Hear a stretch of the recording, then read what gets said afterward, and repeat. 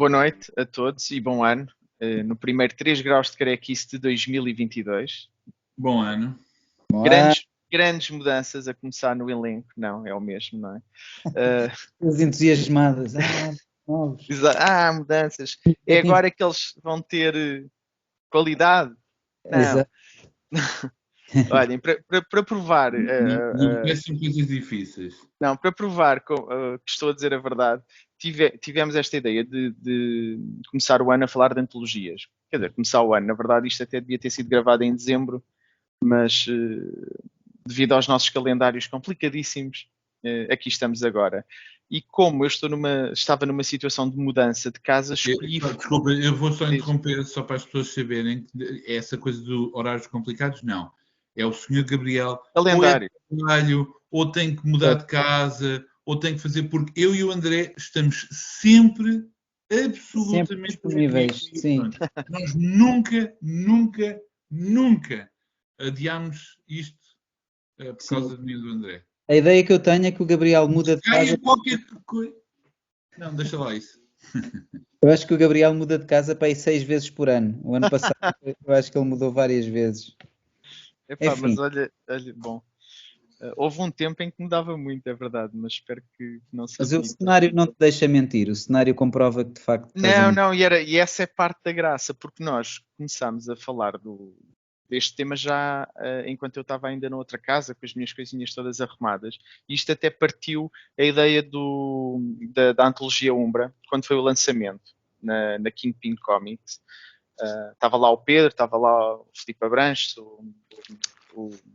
outros autores, David agora Soares, Ricardo Batista, o David Soares e o Bárbara Lopes. Ricardo, é verdade. Exatamente. Obrigado. Não, têm que me dar um tempinho aqui para olear as coisas. Tu estavas lá. Eu estava lá, exatamente. E durante a conversa e durante alguma discussão, lembrámos-nos de trazer o tema para falar um bocado das antologias. Entretanto, foi passando um tempo, eu fiz as mudanças e quando fui preparar o tema lembrei-me, os meus livros estão todos em caixotes em casa de outra pessoa porque eu tive que sair antes de me conseguir mudar. E então as minhas antologias onde é que estão? Não tenho nada para ir procurar, rever, foi mais puxar um bocado pela memória. No entanto, eu queria começar por abordar o tema de duas formas e depois passava a palavra aos meus colegas na esperança que estivessem mais bem preparados. Que é duas coisas que eu acho muito importantes ou que eu acho muito interessantes nas antologias e serão óbvias, provavelmente, não é? A primeira será a mais óbvia. Acho que é uma forma interessante de conhecer BD variada, ou mais autores num curto espaço de tempo e mais BD distinta. É sempre interessante pegar num conjunto, e não é? Porque se formos pegar às vezes em coleções e então se quisermos que terminem, não é? Nunca mais. Mas acho que é uma forma interessante. E acho que em Portugal faz antologias muito interessantes e muitas até para trás, no sentido que quando eu comecei a ler banda desenhada, ou melhor, quando comecei a ler mais banda desenhada portuguesa, que é mais isso. Acho que eu leio banda desenhada desde pequenino, como todos vocês, mas só mais tarde, não sei, para aí na adolescência, é que comecei a ter contacto com alguns autores.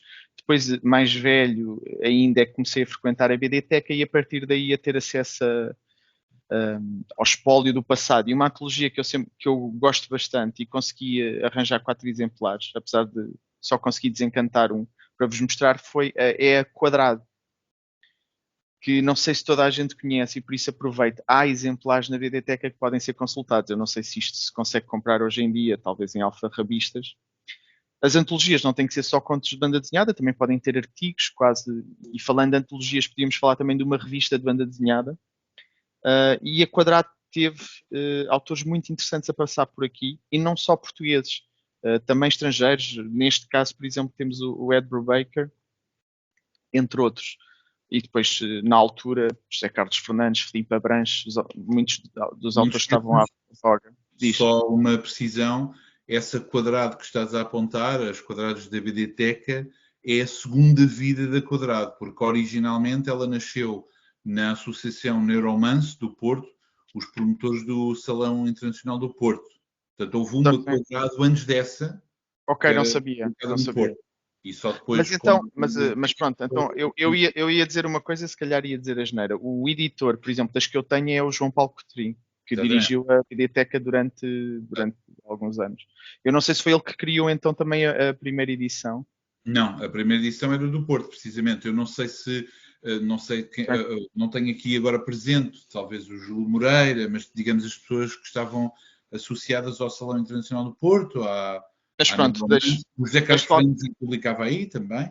Exatamente, esta tem um conto do José Carlos Fernandes. Sim, mas na anterior também. Desculpa, já percebi. Sim, de qualquer das formas, temos aqui exemplares de mais trabalhos interessantes supervisionados pelo João Paulo Coutrinho. Fica também a lembrança. Noutro ângulo que eu queria dizer é, além de conhecer BD, e aqui a título pessoal meu, sei que do André também, do Pedro, ele responderá.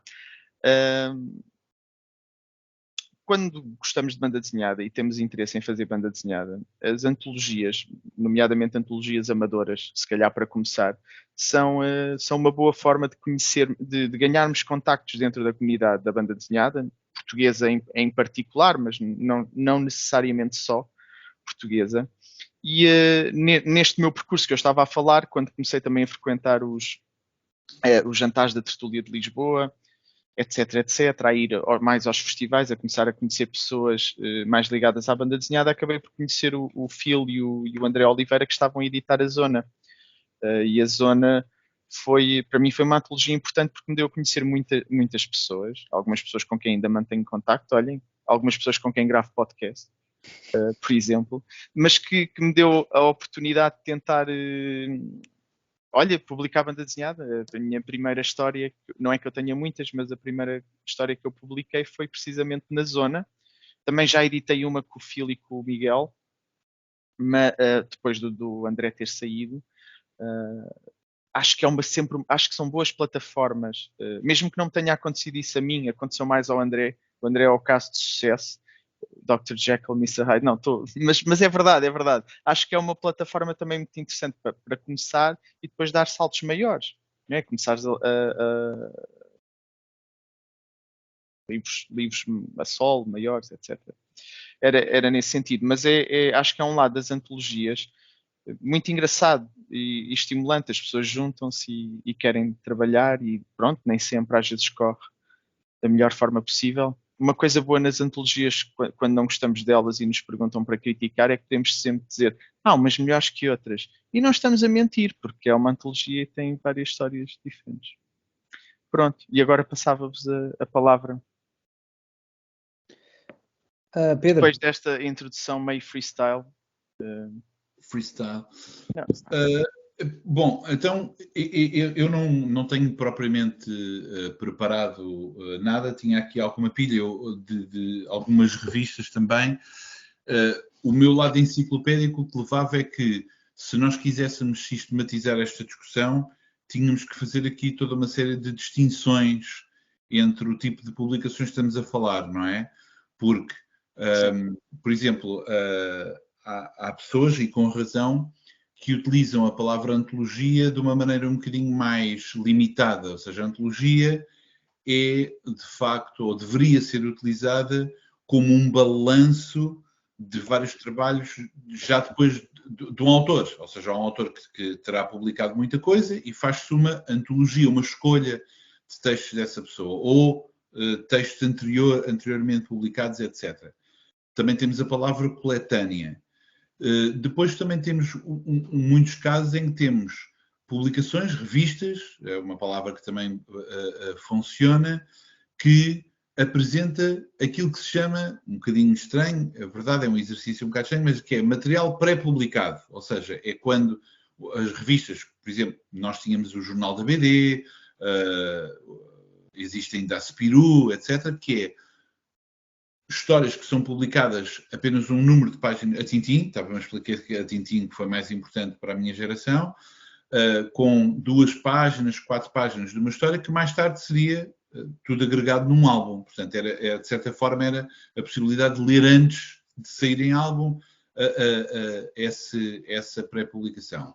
Claro que isso é uma fórmula mais europeia, francesa, Obviamente que nos Estados Unidos é um bocadinho diferente, porque o comic book durante muitos anos, era esse o texto final, a ideia de colecionar vários capítulos num livro só, apesar de ser uma coisa que se fez sempre esse tipo de packaging, já nos anos 60, 70, a ideia de graphic novel vem muito mais tarde, depois o trade paperback, e hoje em dia já se escreve para comic books precisamente a pensar que se vai fazer um livro, ou pelo menos uma série de livros. Portanto, tudo isto tinha que ser ponderado um bocadinho estas diferenças. Mas acho que o que nos interessava aqui discutir, sobretudo, é, obviamente, publicações em que há um esforço mais ou menos coletivo, coordenado, em que as pessoas se juntam para fazer trabalhos curtos, que podem ou não ser coisas que se podem vir a desenvolver, coisas maiores, mas histórias curtas que se juntam. E aqui, entre nós, falaram da Zona, temos também o TLS, o The Lisbon Studio Series, no qual eu e o André participámos, temos a Umbra, na qual eu participo, e podíamos falar de outras revistas, quer dizer, eu em todo caso, eu tenho esta coisa de falar de palavras revistas, também tem a ver com uma coisa de geração. Vocês são bastante mais jovens do que eu, ou pelo menos há uma diferença necessariamente importante, porque eu faço parte de uma geração que a maior parte da banda desenhada que eu comprava durante o ano eram revistas. Era o Tintim, era também o Mundo de Aventuras, e depois havia todas aquelas coisas, revistinhas de quadradinhos, não é? Mas, digamos, havia as revistas que comprávamos quase de uma maneira regular, quase não, de uma forma regular, ritual. Tínhamos também os gibis brasileiros, mais tarde veio o Jornal da BD, etc. Mas mesmo a geração dos autores que trabalhavam para uma BD mais autoral também começaram com revistas. Temos o caso em Portugal, a Visão, depois temos a LX Comics e depois temos toda uma série de outras experiências que ainda vingaram durante algum tempo. O Arte 9, no qual participou, por exemplo, Jorge Coelho, o Jorge Miguel e muitos outros autores, alguns dos quais continuaram. Portanto, sempre houve essa ideia de revista, porque tinha uma distribuição massiva, etc. Claro, essa fórmula desapareceu, mas há sempre esta necessidade da ideia de regularidade. Por isso é que eu, por exemplo, lancei a Quire World, uma ideia, quer dizer, é um bocado mais egoísta, porque obviamente a maior parte das histórias é um fanzine meu, com várias histórias. O Filipe, de certa forma, também, mas de uma forma material e editorialmente mais inteligente e mais economicamente mais forte, não é? Mas a Umbra também nasce desta espécie de saudade de haver uma revista regular com histórias. Aliás, desculpa.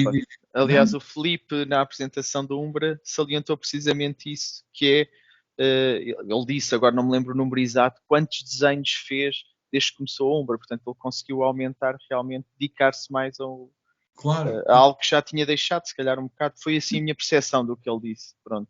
Quer dizer, as revistas também, ou as curtas... Ganhar disciplina, criar mais disciplina para desenhar mais, pronto. Mas é isso, é que as curtas, o que é interessante é trabalhar mesmo para um espartilho de tamanho. Por exemplo, eu sempre tive o desejo de escrever, demorei algum tempo a conseguir fazer coisas, e foi o André, na verdade, que está aqui, foi o André que me entusiasmou para escrever mesmo, disse, não, tens de participar no TLS, quando era a Lisbon Mag, que era não sei como é que se diz, mas uma publicação online, uma revista mesmo, no ISO, que é um formato que eu não gostava muito, para dizer a verdade, porque aquilo chateava-me abrir, mas foi o André que me entusiasmou e disse, tens 8 páginas, desenrasca-te.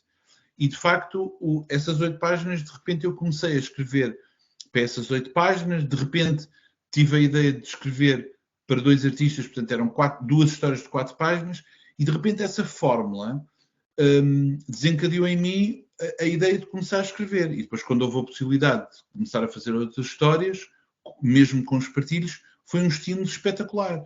E, de facto, isso libertou a frango. Comecei a escrever mais e não parei até agora. Claro que há coisas que ainda não consegui concretizar.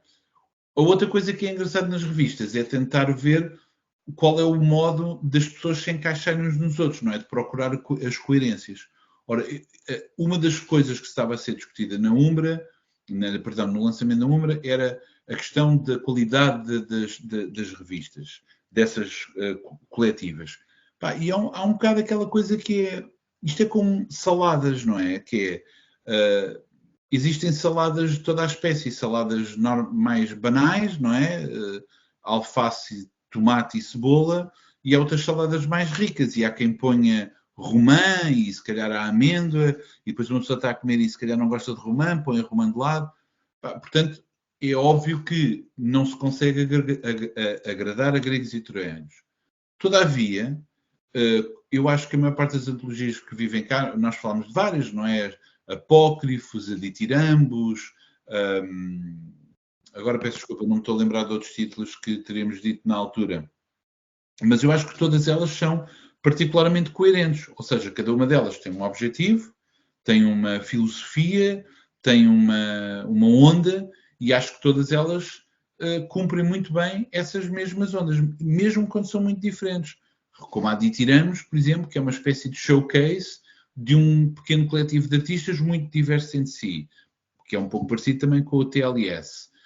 A Apócrifos é um bocadinho mais coerente em termos dos objetivos, não é? Fantasia, aventura, crime, etc. E acho que é bastante coerente.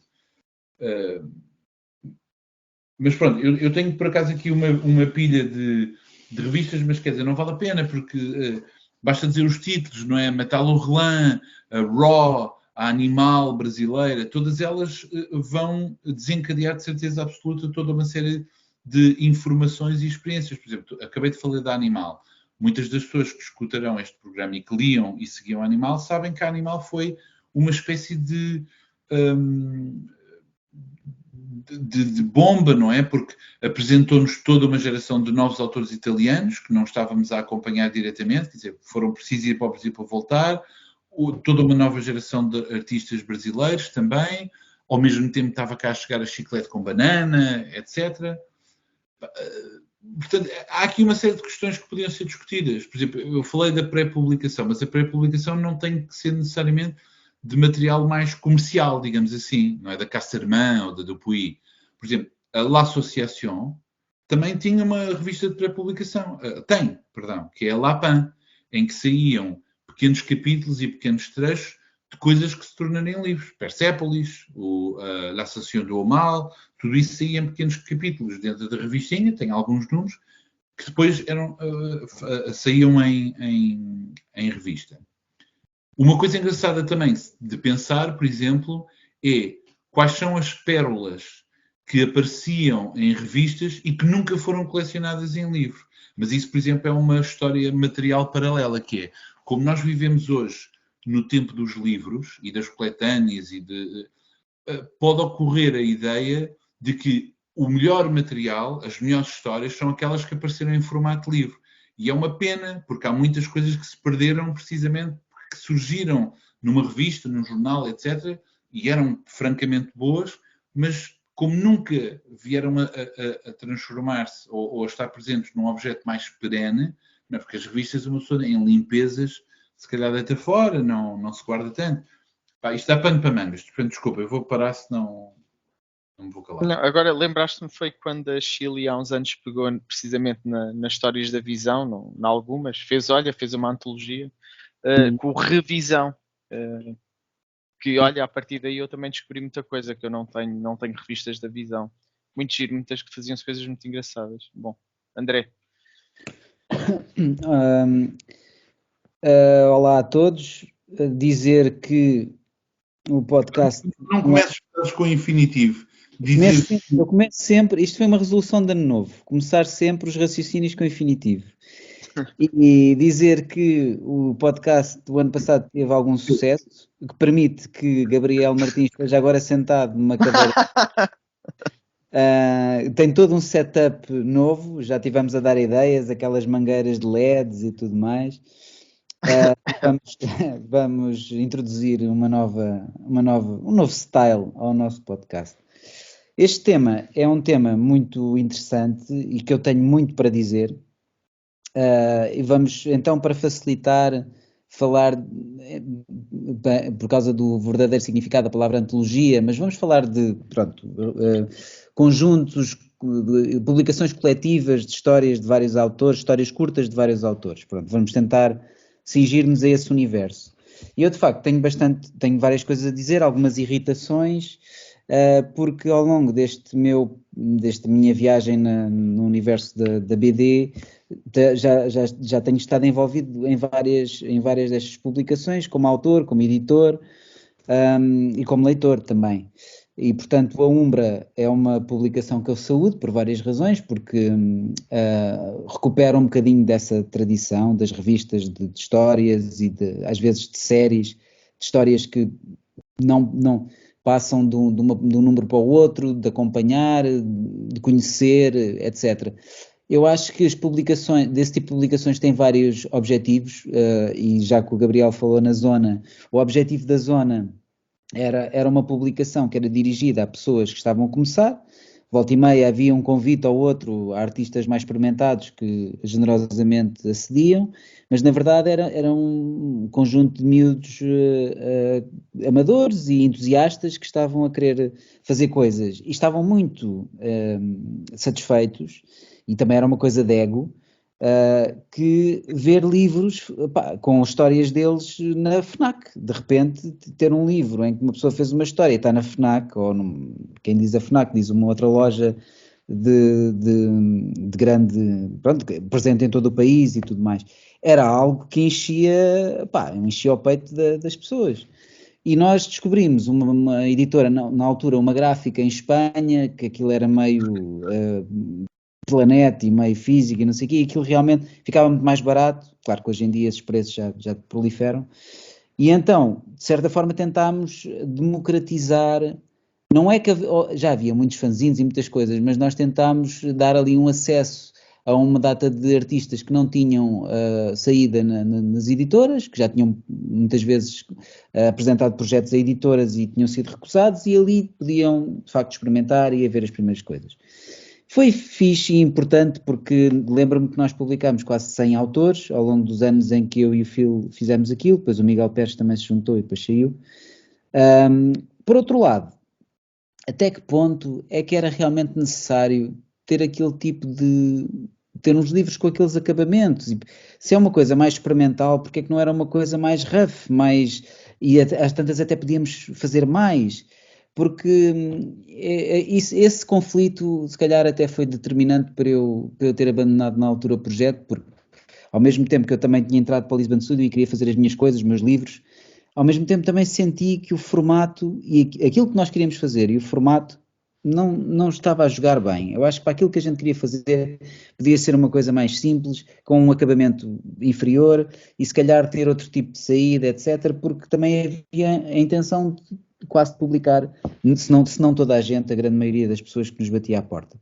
Portanto, esta aqui eu diria que é talvez quando o Pedro diz que realmente há vários tipos, etc., e várias orientações, esta de experimentação, novos autores, dar a conhecer, é uma destas orientações.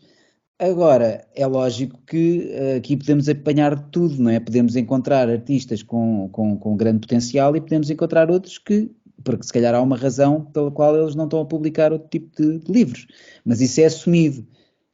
Eu tenho um exemplo que é este, que é o Crumbs, que foi um livro pequenino que a Kingpin editou e que eu ajudei a editar, mas isto de facto é um trabalho editorial de Mário Freitas, e é um livro pequenino num formato muito reduzido, e as histórias foram feitas especificamente para este formato. Apesar de tudo, tem aqui artistas como o Francisco Sousa Lobo, o David Soares, o Osvaldo Medina, enfim, a Joana Afonso, o Bernardo Maier, enfim, ainda participaram aqui uma série de pessoas com talento, mas isto foi assumidamente um catálogo. Isto era um livro que foi feito precisamente com o objetivo específico de levar a Leeds e de mostrar àquele pessoal que não nos conhecia de lado nenhum, um bocadinho daquilo que andavam a fazer alguns dos artistas que existiam em Portugal. E, de facto, a recepção foi bastante boa, até surpreendente. Às vezes, quando nós vemos críticas de livros portugueses lá fora, muitas vezes as críticas são surpreendentemente boas. Portanto, eu não duvido que a qualidade dos trabalhos seja aceitável, e muitas vezes não ficamos nada a dever a outros contextos e outros universos. E, de facto, mas apesar de tudo, estas coletâneas que têm este caráter meio... isto é um apanhado daquilo que se faz, etc. Pode ter algumas debilidades que são assumidas e é normal. O caso é que são as irritações que eu senti enquanto editor e autor em coletâneas. Há vários clichês de críticas. A primeira delas é que dava outro programa, que é a dimensão histórias curtas, não é? Que o pessoal irrita-lhe histórias curtas. Porque é pouco e não dá para... As pessoas querem sempre mais. Isto se calhar devia ser mais desenvolvido. Parece que lhes faz confusão que as histórias sejam pequenas. Eu nunca mais me esqueço, eu estava no Lisbon Studio, uma vez o Pedro Brito veio ter comigo numa revista brasileira e veio-me mostrar uma história de meia dúzia de páginas, já não me lembro, poucas páginas, a dizer que era das melhores coisas que ele já tinha lido, que era O Homem Grande, era qualquer coisa, é um gigante que vem ter a uma praia, e, assim, era assim uma história muito fixe e pequenina. Portanto, essa questão parece que há um preconceito logo, um clichê de história curta, há uma rejeição a priori. É um bocado irritante, porque eu acho que, na verdade, muitas vezes é algo que as pessoas já puseram na cabeça, que uma história curta não vai ser satisfatória. Outra das críticas. Desculpa, é curioso porque em literatura o ser um escritor de contos são desafios, não quer dizer, é mais difícil escrever um conto do que um romance, não, obviamente não quero dizer isso, mas a verdade é que a fórmula ou os desafios de escrever um conto são tão complexos como os de escrever um romance. Aqui a quantidade não tem nada a ver, e há mestres da história curta na literatura. Exatamente. Por exemplo, eu sou um grande admirador do Júlio Cortázar ou de não sei quantos outros escritores, e é mesmo um formato que eu gosto particularmente e gostava muito de continuar a experimentar em banda desenhada. Apesar de ter a ambição de querer fazer coisas longas, os contos é uma coisa que funciona sempre. Isto agora, porque temos no Spotify, estava a mostrar o livro da Maria Gito de Carvalho, que eu também acho que é, em termos de conto curto, eu adoro. Acho que é uma das grandes forças literárias. E olha, é uma antologia precisamente no sentido de reunir os contos dela. Mas sim, desculpa, só para dizer, tens malta que é mesmo precisamente, tornou-se conhecida, o seu forte é precisamente o conto. É um exercício que não é nada fácil. Mas olha, André, já agora, já que te interrompi para acabar, essa questão do tamanho é interessante, porque da minha experiência também, e como é óbvio, uma história de banda desenhada pode ser curta e boa, eu tenho muita mania de escrever a história e depois no fim ponho o título. É das coisas que me é mais difícil é dar um título a uma história. E uma vez concorri a um concurso de banda desenhada que acho que um dos júris era o Geraldo Gelim, que me deu na cabeça porque eu mandei aquilo sem título. Porque eu fiz com o Rui Alex, que conheci precisamente graças à Zona. E pronto, veio logo na cabeça. Se estiver a ouvir, um abraço para o Rui Alex, se nos estiver a ouvir. Exatamente, um abraço que já não falo com ele há anos. Mas para dizer o quê? Que quando eu tentei fazer histórias mais longas numa antologia, como eu não desenho, foi muito complicado. E normalmente morri na praia. Porque uma vez falou-se até vamos tentar uma história maior, precisamente pelas críticas que o André diz. É que eu lembro-me, ele está a contar isto, e depois eu entrei mais à frente no projeto, ou pelo menos nessa parte, e era precisamente isso. É sempre histórias curtas, ok, mas podemos ter uma história maiorzinha e ter histórias curtas. E no meu caso, pronto, não consegui encontrar uma pessoa para desenhar uma história tão longa. Não me lembro se o título era O Acampamento do Capeta, mas pronto, também não importa. No campismo do capeta, acho eu. Portanto, eu acho que erraste aí. Mas de qualquer forma, é uma crítica recorrente e até um bocado é irritante porque, quer dizer, as pessoas muitas vezes não fazem obras maiores porque não se pode, não se consegue, não é? Porque é um investimento grande. Mas isso é outro tema. Se calhar um dia podemos fazer um programa só sobre história curta, porque, como o Pedro disse, é um desafio enorme termos este condicionante do número de páginas e escrever para aí. Aliás, foi um desafio que me mandou ao tapete. Eu aguentei 2 ou 3 anos de cais e caí, porque não aguentei mais, porque, eu também sou um bocado obsessivo-compulsivo. E se fazia uma curta sobre piratas, o tema piratas estava eliminado dos meus horizontes durante algum tempo. Não sou capaz de voltar, e depois eu fiquei mesmo esgotado. Pronto, e o Pedro está a fazer um excelente trabalho e de facto eu sei o que é que custa esse desafio. Outra das críticas é a falta de homogeneidade destas coletâneas. Há histórias melhores e há histórias piores, mas isso é absolutamente normal. Agora, eu não vejo, e se calhar é a impressão minha, não vejo este tipo de má vontade ou de irritação em relação a coletâneas literárias, a coletâneas de poesia, até a coletâneas musicais. Não vejo. Acho que as pessoas, eu realmente não percebo porque é que as pessoas ainda fazem antologias, apesar de gostar, porque ninguém gosta. A impressão que eu tenho é que ninguém gosta de antologias de banda desenhada, ou ninguém gosta de coletâneas de banda desenhada. É tanta irritação que eu fico mesmo com a impressão que ninguém gosta disto. Então para que é que se faz? Claro que, pronto, eu estou a exagerar, essa é uma impressão de quem já ouviu muita crítica ao longo dos tempos, mas as editoras fogem um bocado das antologias, não querem, porque comercialmente não compensa, já propus algumas e pronto, eu ainda tive a sorte de publicar duas, não é? O Casulo e o Almanac, das histórias que fazia na Cais, mas sei que se eu quiser fazer uma nova, dificilmente vou conseguir. As minhas antologias, ou as minhas coletâneas favoritas, são aquelas que têm um conceito, ou seja, o objetivo não é mostrar a novos autores, não é experimentar, eu também gosto, mas é mais aquelas que têm um conceito definido. E já que o Gabriel falou no João Paulo Cotrim, e aproveitando o facto para deixar também a minha homenagem, não é? E a nossa homenagem, todos nós, porque ele desapareceu recentemente. Este foi um dos primeiros livros de banda desenhada portuguesa que eu comprei na altura, chama-se Vencer os Medos, os Objetivos do Milénio, e é uma coletânea de histórias escritas pelo João Paulo Cotrim, desenhada por vários autores de grande qualidade, não é? O João Fazenda, Sousa Monteiro, Maria João Orme, Pedro Burgos, Tiago Albuquerque, Miguel Rocha, Rui Lacas, Alex Cosblau, e isto está tudo muito redondinho num conceito em que estão aqui identificadas, isto foi na virar do milénio, e a ideia era identificar 8 aspectos, 8 desafios que a humanidade deveria superar para superar-se, vá.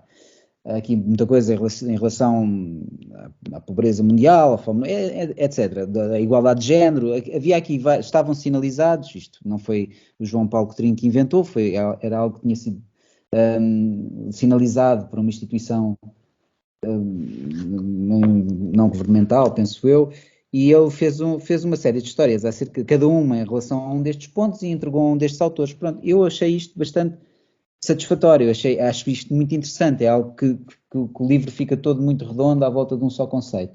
A chili com carne, ou a menergue, neste caso é chili com carne, faz uma série de coletâneas que eu gosto, precisamente porque tem esse mesmo princípio, e às vezes os princípios não são tão simples como haver como nós fazíamos na zona, terror. Pronto, é uma coisa muito abrangente, claro que qualquer ângulo de terror, às vezes havia coisas que tocavam levemente o terror, mas aqui eu julgo que estas coletâneas, tanto a Zona de Desconforto como o Querosene, mais recente, são duas coletâneas do Chili com Carne que têm temas se calhar mais interessantes.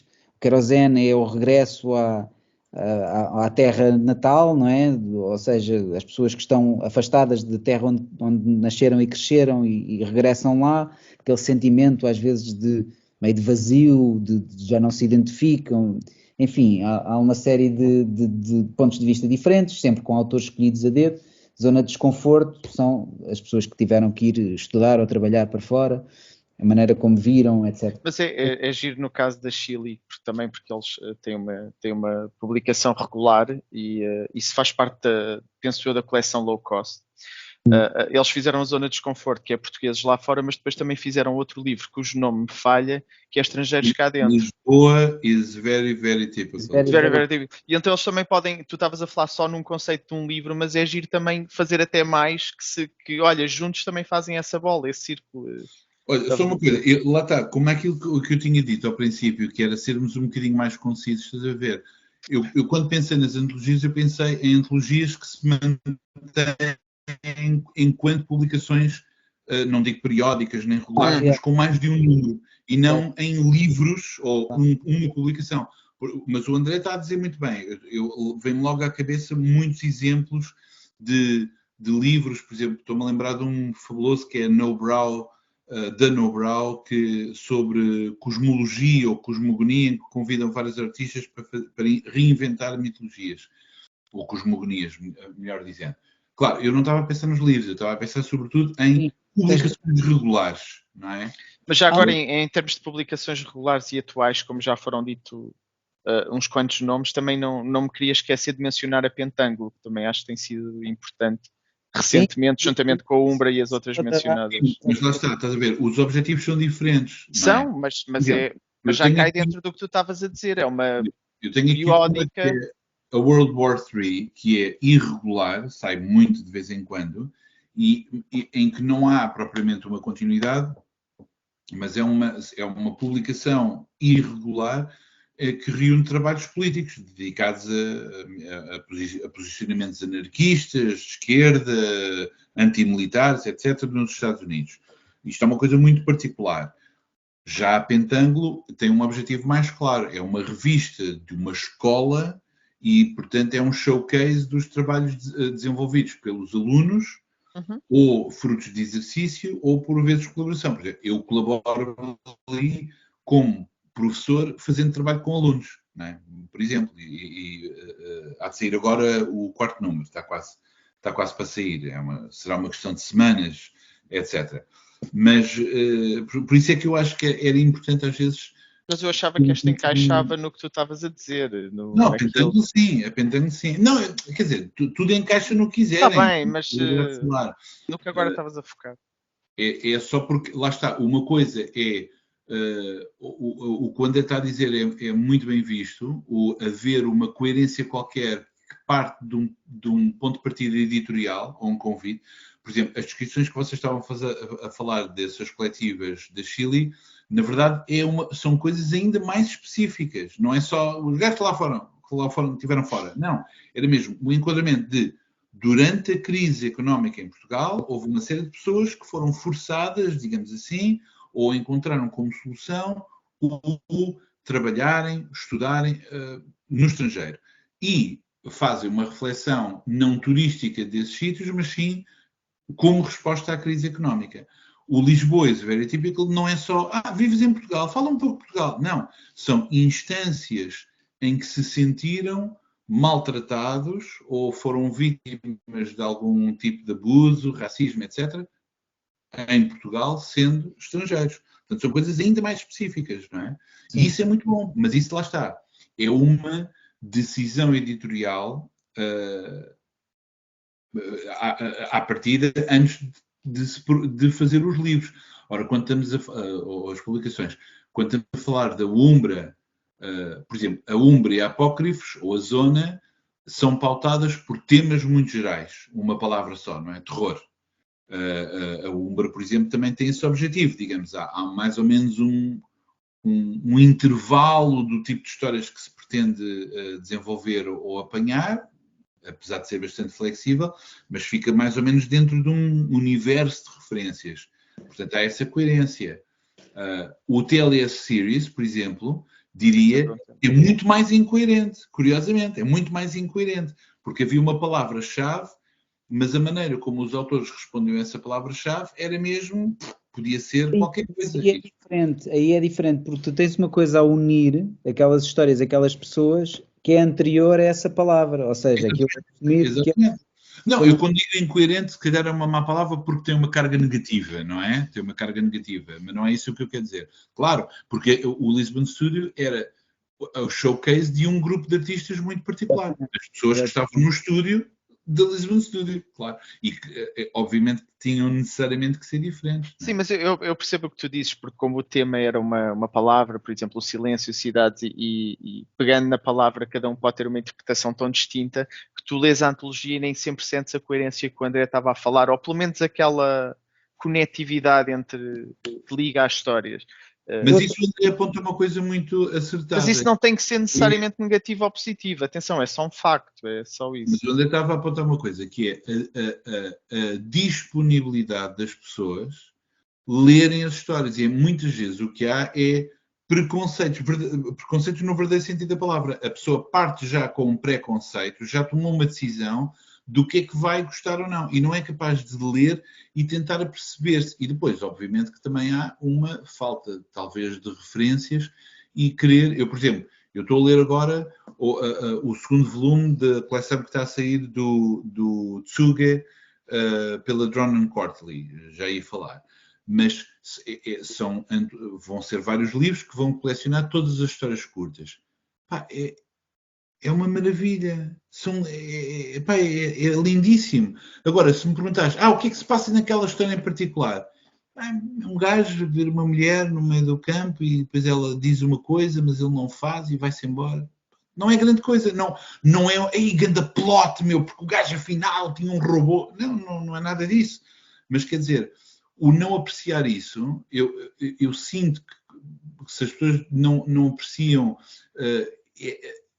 desculpa, vou ser um bocado arrogante. O que eu fico mas que tipo de cinema, que tipo de literatura, será que se lê poesia? Porque de facto há uma variedade de tal maneira da produção humana, de expressão nas várias linguagens artísticas, música e não sei o quê. É o mesmo que um gajo ouvir uma música ambiente e dizer, quando é que entra a bateria? É um bocado isso, não é? Sei. Mas eu acabei por misturar um bocadinho as coisas, essas publicações periódicas e os one-shots, porque me parece que as críticas são mais ou menos semelhantes. E vem um bocadinho cair nestas duas coisas. Eu não sei porque é que as antologias, ou as coletâneas, ou o que queiram chamar, de banda desenhada irritam tanto, mas eu calculo que seja também porque muito daquilo que puxa uma pessoa a comprar um livro de banda desenhada é a arte. Eu acho, pelo menos é a primeira coisa. A pessoa compra o livro pela arte e depois acaba por seguir a série, se calhar pelo enredo e pelo argumentista também. E num conjunto de histórias de banda desenhada, a arte é muito dispar. Há estilos artísticos que agradam mais do que outros. Talvez seja isto. No entanto, eu não sei se nós fizéssemos um exercício que era destacar a vinheta mais espetacular de cada uma das histórias e fazer um livro que fosse uma espécie de uma coletânea de ilustração, se provocava mesmo irritação. Eu acho que não. Eu acho que seria, as pessoas aí se calhar aceitavam melhor ter um livro que juntava ali vários estilos, mas quando tu lhe colocas a vertente literária, já irrita por alguma razão. Enfim, eu tenho realmente pena. Gostava só de mostrar o último número da zona em que eu estive envolvido. Foi onde eu realmente tentei, apesar daquilo ter sempre esta ideia de haver temas muito vagos e depois até havia repetições, houve a Zona Monstra 1, 2, se calhar até houve a 3, já não me lembro, Zona Negra, Zona, enfim, Fantástica, os temas eram bastante vagos. E depois houve uma altura em que aconteceu uma coisa que acabou por ser muito diminuta em relação às ideias que se tinha, que era a Bienal Movimento de Desenho, e eu, que já estava um bocadinho a pensar em abandonar o projeto, fiz esta zona de desenho, que não era nada daquilo que se tinha feito até agora. Os artistas foram convidados, tinham uma pequena entrevista acerca da sua relação com o desenho, e depois tinham uma história curta de 2 pranchas sobre isso mesmo, enfim, sobre a sua relação com o desenho. E era algo que a minha intenção era precisamente fazer uma espécie de balanço em relação a isto, que era o desenho para cada um destes artistas de banda desenhada. Muitos deles escreviam os próprios argumentos. E pronto, cheguei a este ponto em que realmente isto já tinha mais a ver com a minha visão, ou aquilo que eu acreditava que poderia ser a zona, também ser a zona, e não ser só um palco de experimentação, e foi o meu último número. Mas eu aceito muito bem isto, nem é por uma questão saudosista. Eu também lia revistas quando era mais pequeno, mas não lia Mundo de Aventuras. Curiosamente estive envolvido numa espécie de uma proposta. Chegámos a fazer uma proposta para o regresso do Mundo de Aventuras, há uns anos, estava eu no Lisbon Studio. Não aconteceu, também por causa disto, porque há essa ideia de que as coletâneas é muito complicado e não vendem, e as revistas... E há um receio muito grande nas pessoas se lançarem a isto. Eu acho que aí a Seita teve coragem editorial para fazer os livros do Lisbon Studio. Não sei se outras editoras o fariam. Ainda foram alguns, foram uns 4 ou 5, mas houve ali de facto uma aposta grande no Lisbon Studio, naquilo que acontecia naquela casa, que era algo de especial. Mas de facto eu saúdo esta ideia de ideias como a Umbra, e acho que as pessoas devem, como o Pedro estava a dizer, partir para a leitura disto com o espírito aberto de compreender aquilo que vão ver realmente histórias curtas que podem ser satisfatórias, mas o leitor também não se pode abandonar do seu papel de interlocutor da obra que está a ler. Se uma pessoa já está a ler com uma cara de azedo, é muito provável que a história não seja satisfatória. E se apanharmos histórias pelo meio, 2 ou 3, que não gostamos muito, ou não gostamos do argumento, ou não gostamos de... É natural, faz parte da experiência. Faz parte da experiência, quer dizer, não... É completamente, é muito difícil nós comprarmos um álbum de um artista musical e adorarmos todas as músicas. Todas as músicas são excelentes. É claro que vai haver uma ou outra que não satisfazem tanto, mas isso, enfim, faz parte da experiência. Mas eu achava que alguns que eu tenho dos Spandau Ballet, pá, não há um único faixa que eu não gosto e saiba de cor a letra toda. Sim, e as coletâneas de reggaeton do Daddy Yankee, todas elas são excelentes, mas nem tudo pode ser. Não conheço. Não conheces. Eu achei que estávamos a falar de álbuns bons que tivessem uma música melhor que as outras. Mas pronto, se é reggaeton, é reggaeton. Não, eu só queria dizer, depois do que o André disse, e acho que nunca tinha pensado nesse ponto de vista quase do género das antologias, não me queria esticar muito mais, mas das antologias de banda desenhada. Não sei se é verdade, mas até poderá ser, terem uma recepção pior e serem alvos de críticas negativas logo à partida, ou preconceitos maiores, mas é porque eu tinha uma ideia que achava que podia ser interessante, mas eu sei que é difícil acontecer, que era um dos problemas das antologias, eu achava que era serem pouco regulares, serem a frequência com que saem ser faltou essa. Distante, Faltou essa crítica. Não, mas é verdade, eu sei que é difícil, nós sabemos que é difícil a parte da regularidade, nós sabemos, mas eu achei que era uma coisa que realmente ajudava tu teres uma publicação com maior frequência, podias até pôr, pronto, até histórias com continuidade entre revistas só funciona se tiveres de... Claro que sim, mas muitas das pessoas que dizem mas isto depois demora muito tempo e não sei o quê, mas depois não compram também, tipo... Não era nesse sentido, não era nesse sentido de crítica, porque eu compro as antologias, nem fiz essa crítica, mas achei que podia atrair mais as pessoas e deixá-las mais contentes. Porque... é importante, tu sabes que dali a 6 meses vai sair outro, é importante, ou seja o tempo que for, porque vais ler uma história que vai ficar em gancho, algumas delas. E é bom saberes que aquilo vai... E depois se tu souberes, imagina que saía uma vez por mês, todos os meses já estavas ali todo contente, vou buscar a revista ou vou receber em casa. Se bem que o Pedro e o Filipe Abranches estão de parabéns, porque eles fizeram um crowdfunding para a revista que foi, não só se atingiu os objetivos, foi superado, e esta é o melhor indicador de uma publicação. Sim, é verdade. Querem essa publicação. Mas estás a ver, as pessoas que até possam criticar, a verdade é que nestes crowdfundings eu vejo que resultam muito. A malta apoia. Ok, boa. Isso é das coisas mais importantes, que é o público a dizer que quer essa revista, ou quer a publicação. Mas lá está, o Filipe Abranches também pediu desculpa pelo lançamento tardio da Umbra, portanto eu já não sei porquê, nem se ele explicou isso, também não interessa, mas que é uma dificuldade, é uma dificuldade. Claro. Não, quer dizer, aí estamos a entrar noutra questão que tem a ver com as condições de produção e nem sempre é fácil. A única coisa que eu queria voltar a insistir é de facto, mas é uma questão maior e que já falei disto, sobre a materialidade da banda desenhada originalmente e não sei o quê, porque existe obviamente uma percepção de um determinado tipo de público, ou uma nova geração, ou um novo público, etc., que a ideia de que a banda desenhada é necessariamente uma obra do formato livro, não é? Pois. Que é mais fácil de colecionar, é mais fácil de arrumar, é mais fácil de categorizar. E perde-se toda uma história de peças que foram feitas. Eu, por exemplo, eu não tenho aqui já muita coisa à mão de semear.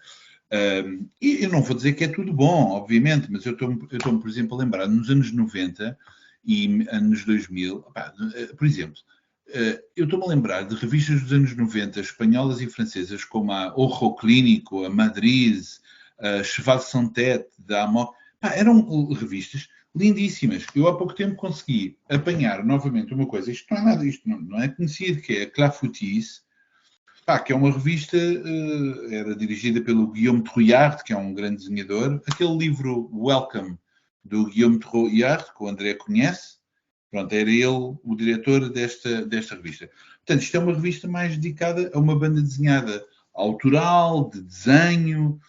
Existem histórias, mas são peças um pouco mais poéticas. Ou, por exemplo, outra revista que eu tentei acompanhar durante um tempo, que é C'est Bon Anthology, que tinha coisas de ilustração, tattoo art, BD, um bocadinho tudo, e era uma revista verdadeiramente internacional, que tinha autores. Eu não vou dizer que isto é tudo uma maravilha, de ponta a ponta, mas é muito curioso ainda hoje descobrir pequenas peças e pensar onde é que estão estes autores, e alguns deles tornaram-se conhecidos, outros não continuaram. O que não falta em Portugal, por exemplo, são autores que fizeram muitas curtas e nunca fizeram livros, acabaram por nunca conseguir, ou não reuniram, ou não continuaram, mas tiveram peças bastante interessantes. Ou até autores que têm, por vezes, histórias curtas bem mais conseguidas, muito mais interessantes, muito mais intensas do que o trabalho longo que depois viriam a fazer. Isso também acontece, não é? Isso também acontece. Isto dava pano para mangas, e a história, e isso da dimensão, de escrever para a história curta, etc., isso também dava tema para outro programa, porque também há muito a dizer sobre isso. Agora vamos guardar isso para um próximo programa. Mas pronto, mas só dizer que às vezes, pronto, às vezes acontece injustamente os lançamentos destas publicações virem às vezes essa questão. A mim aconteceu-me, chegaram-me a me perguntar porque é que os argumentistas portugueses só escrevem histórias curtas. É preciso uma pessoa realmente não ter noção de que é que se passa. Quer dizer, na altura eu ainda nem tinha escrito um livro, já estava a responder pelos argumentistas portugueses, quando havia José Carlos Fernandes e havia o João Paulo Coutrinho e havia pessoas a escrever livros. Era mesmo não ter noção do que é que existia. Há sempre qualquer coisa a dizer, uma má vontade qualquer. Eu acho que muitas vezes acho que é injusto, mas pronto, enfim. Vamos avançar. Sim, querem falar dos livros que estão a ler? Sim, exatamente. Vamos ao nosso momento Marcelo Rebelo de Sousa, podemos dizer isso, antes de ser presidente.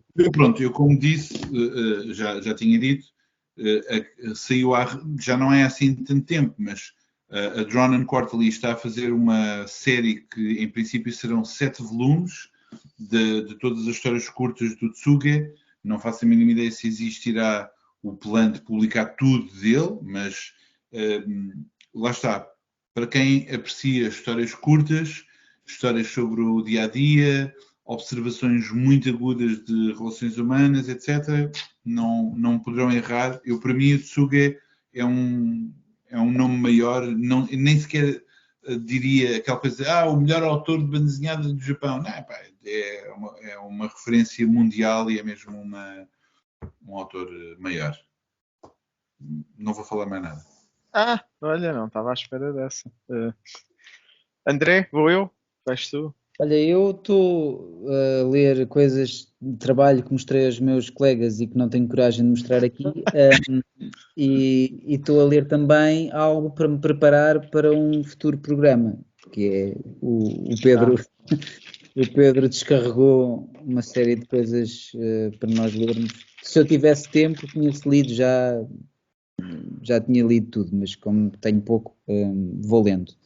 Por isso não é nada que eu possa aqui mostrar, por várias razões.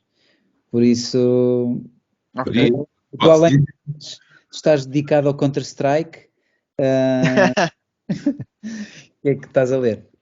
Não, olha, eu depois do último programa fiquei a pensar que deu-me assim uma vontade de voltar a ler mangá e então fui buscar os número 5, number 5, que o Pedro já tinha mostrado, do Taiyo Matsumoto. Mas não me fiquei por aí e trouxe também a edição completa do mesmo autor do Ping Pong, que há agora uma nova edição, não sei se é assim tão nova, mas em 2 volumes. O título é mesmo Ping Pong, portanto, ainda não comecei, comecei É um pelo livro Pai sobre hipismo aquático. e pismo aquático. Não, sabes que eu lembro-me dos primeiros animes que eu vi, eram sobre desporto, eu não me lembro do nome, mas era um rapaz que jogava beisebol e depois, claro, o Tsubasa, o futebol. Portanto, é muito giro ver a forma como eles tornam jogos de Vai desporto. ser aquela série sobre futebol Sim, numa colina. num campo oval, sim. Olha, a prova de que a Terra era redonda, aquele Exato. campo era claramente a prova disso. Os planistas deviam ver, era o Captain. Não, porque é giro que tu ias a correr e começavas a ver a baliza aparecer, que é a maior prova de que a Terra é redonda. Pronto, talvez não naquele curto espaço de tempo. Aquilo às vezes eram 10 minutos só para ele fazer o remate, porque ele punha. Mas é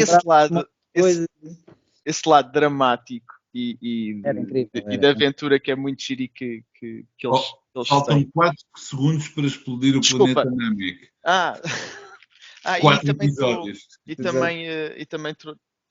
tenho aqui para ler o Drácula, publicado precisamente pela Seita e do George Bess, que é a adaptação do romance do Bram Stoker, que deve ser daqueles livros que já deve ter 500 adaptações, não só ao livro, a filme, a tudo. Sim. E pronto. O Keanu Reeves. Ok. Sim, mas So, you're Drácula. Uou! O Keanu Reeves O Keanu Reeves é o maior. grande currículo.